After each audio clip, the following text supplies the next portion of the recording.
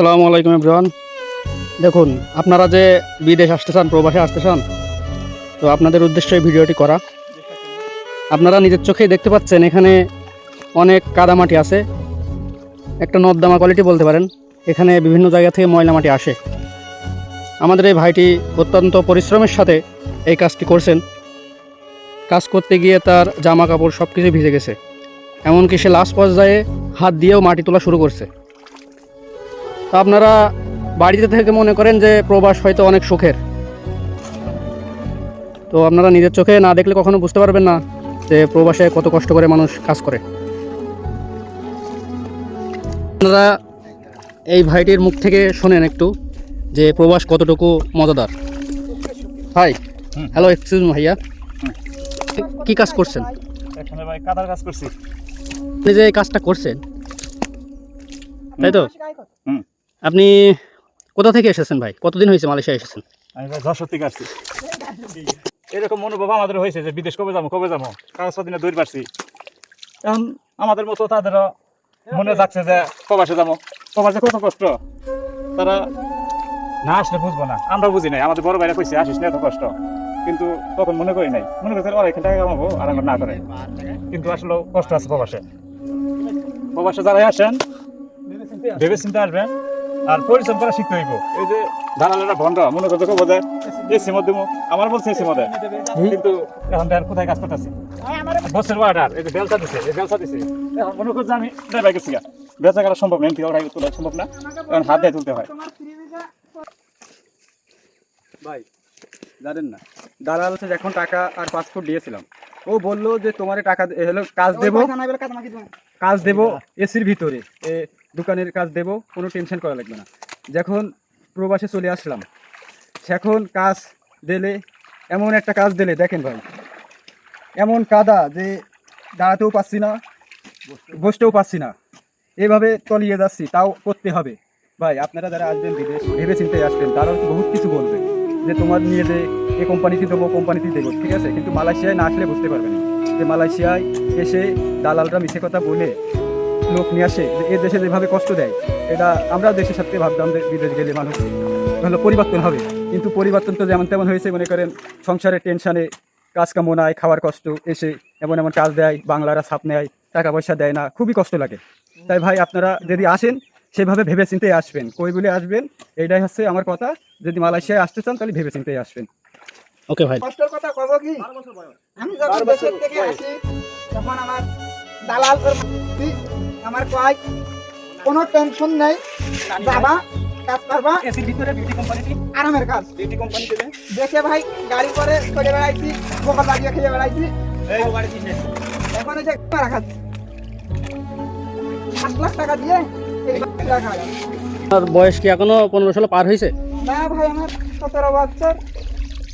কেবল 17 বছর হয়েছে না পড়েছে, নাকি আপনি আসছিলেন কত সালে? 17 বছর রানিং।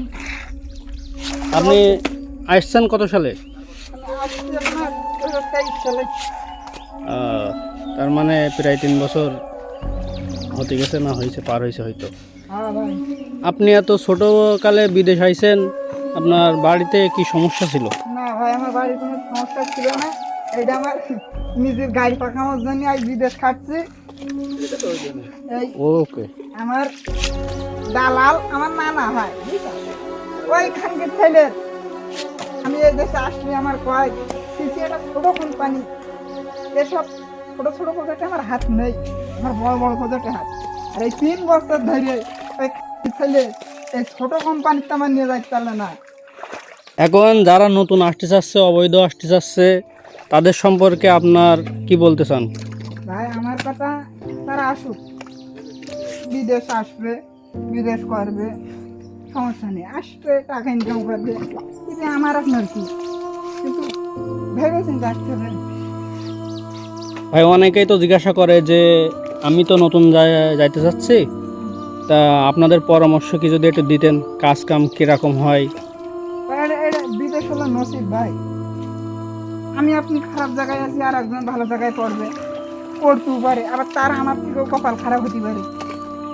আমি একটা কথাই বলবো, আল্লাহর নাম করে আসতে হবে, কাজ করতে হবে, ওকে হ্যাঁ, আমার কথা আসো ভাতিজা আসো, আসলেই পাইবা টাকা। এই যে আমাদের মাঝে আর একটি ভাই আছে, ইনার সম্পর্কে আর কি বলবো, ইনার কথা শুনলে আমাদের দুঃখে জর্জরিত অবস্থা হয়ে যায়।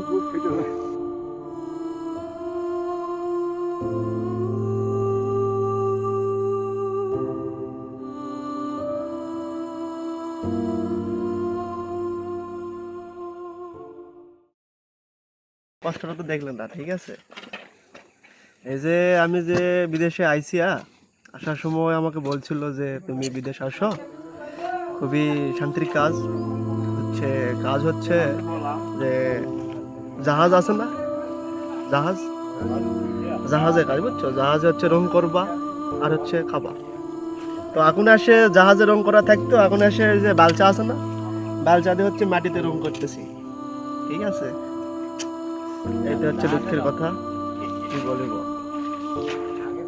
আর কষ্টের কথা কি বলিব, শরীরটা দেখলে বোঝা যায় কত কষ্ট হয় আমাদের। আমাদের আরেক ভাই কাজ করতেছে, দেখেন তার মুখ থেকে শোনেন বিদেশ জীবনটা কিরকম, প্রবাস জীবনটা কিরকম। ভাই প্রবাস জীবন কারো হয় সুখী, কারো হয় দুঃখী। এখন আমরা এখানে যারা আছি আমাদের জীবনটা প্রচুর কষ্টে কাটে, কারণ ডিউটি শেষ করে রুমে যাওয়া লাগে, রুমে আমাদের তো কেউ নাই, সব কাজ নিজেদেরই করা লাগে। এই যে জামা কাপড় পরিষ্কার করা, রান্না করা, এটা হচ্ছে সব থেকে কষ্টের। বাড়িতে থাকতে আমরা তো এটা বুঝতে পারিনি, কারণ বাড়িতে ঘুরছি, খাইছি। তো যখন বাসায় ছিলাম তখন সবাই বলতো যে অমুকের ছেলে এত টাকা ইনকাম করে, তমুকের ছেলে এত টাকা ইনকাম করে। তখন নিজের কাছে একটা খারাপ লাগতো যে তারা পারলে আমরা পারবো না কেন। তখন মনের ভিতরে একটা ভূত মতো চাগান দিয়ে উঠলো যে আমাকেও যেতে হবে বিদেশ, আমিও যাই। তো আমিও যাই। এমন করে বিভিন্ন রকম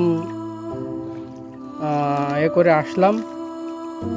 আসার আগে যখন পাসপোর্ট জমা দিলাম তখন দালালে বলল যে অনেক ভালো কাজ, এসির ভিতরে কাজ, কোনো কষ্টের কাজ না। সব কিছুর ভিতর দিয়ে আসলাম। আসার পরে এখানে এসে দেখি এই যে এসির ভিতরে আমরা কাজ করছি, এখানে কোনো গরম নাই আপাতত। আমাদের শরীর দেখলে বুঝতে পারবেন যে এখানে একটুও গরম নাই, এখানে আসলেই এসি। এখানে আমরা এই যে কাজ করছি আমাদের সারা শরীর ভিজে যাচ্ছে, এত পরিমাণ এখানে ঠান্ডা। এসি আর কি বলবো, কারণ আপনারা তো জানেন এসির বাতাস একটু বেশি লাগলে এমনি ঠান্ডা হয় শরীর, পানিও বেরোয়। তো এখানে আসার পরে আমরা যখন এই কাজ করছি তখন দালালের কাছে ফোন দিলে দালাল ফোনও ধরে না, আর ফোন যদি ধরেও তাও কথা বলতে চায় না। তো তাদের গাল দেওয়া ছাড়া আমাদের আর কোনো উপায় নাই। এখন গাল তো মানে সবাই মুখে আসে না, আর আসলেও সেটা সব সময় দেওয়া যায় না। আর যে গালগুলো দেব সেগুলো পরিবেশ সম্মত না, এই জন্য গাল দিতেও পারছি না।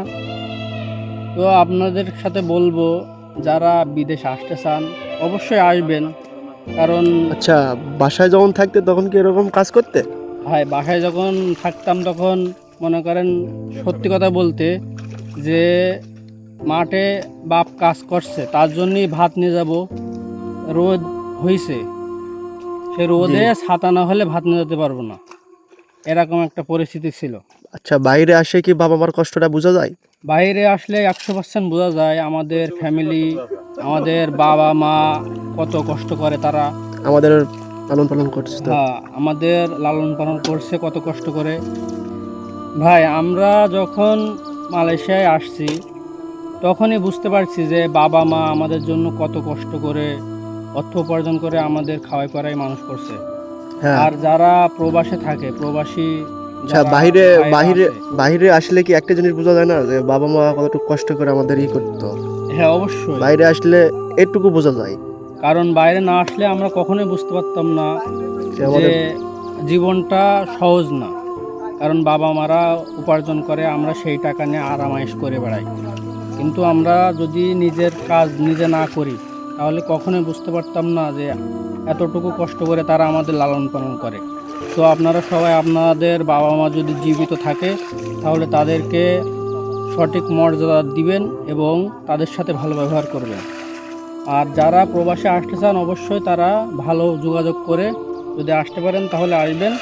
তাছাড়া অন্যথায় আপনারা যারা অবৈধ আসতে চান বা বিভিন্ন লোক টুরিস্টে আসে তাদের বলবো আপনারা এইভাবে আসবেন না, না সেটাই ভালো।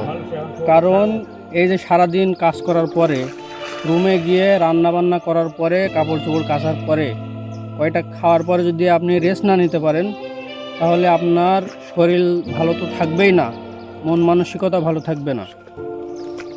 মনে করেন মন মানসিকতা ভালো না থাকলে আপনি যখন অবৈধ থাকবেন তখন তো আপনি রুমে ঘুমাতে পারবেন না।